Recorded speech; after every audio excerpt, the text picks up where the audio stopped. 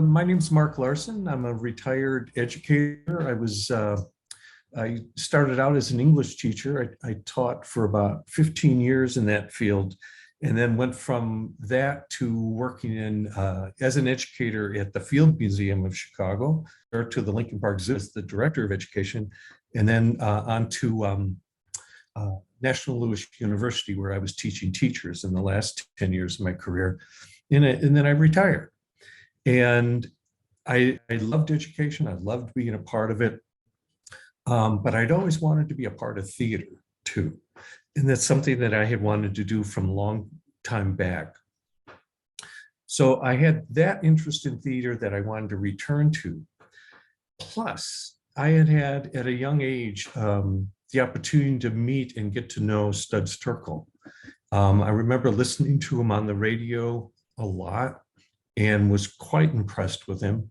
I remember reading his books and loving his book and being fascinated by his attention, the attention he was paying to what people like to call the common man, but I think Studs would hate that phrase. It's the people you don't hear about so much. It's not the celebrities, it's the plumber and it's the shoe salesman and so forth. And from him, I think I got a real fascination for talking to people like that.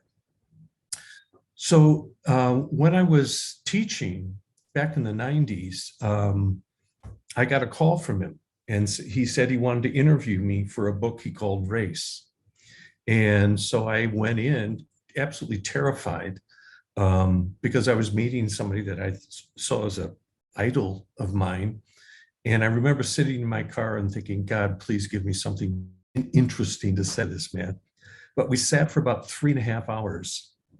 And I think it was at that point that, I had been quite enamored of his work, but I think it was at that point when I sat with him for 3.5 hours on his couch that I got this bug for doing oral history.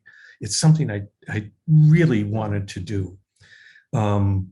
He called me maybe 3-4 years later and said he wanted to interview me again, this time for a book called Hope Dies Last. He didn't put me in that one, but he put me in the acknowledgments.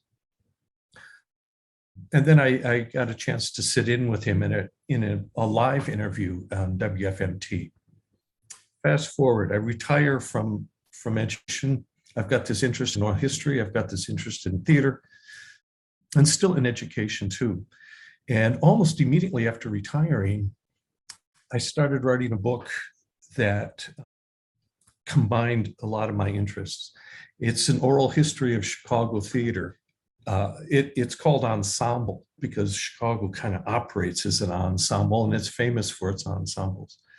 And for that, I interviewed over 300 different people who were either still living in Chicago or had roots in Chicago. So you have people that people know, like Julia Louis-Dreyfus and Alan Arkin, Brian Dennehy, so many people from here.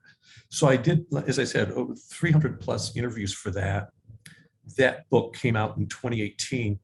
It was a real learning experience for me. And I was looking for another topic. And I had interviewed Ed Asner for the previous book. So I went to Ed and said, what would you think of my doing an oral history of your life and career? And he said, yeah, let's do it. So I've been working on that for the past 2.5 years.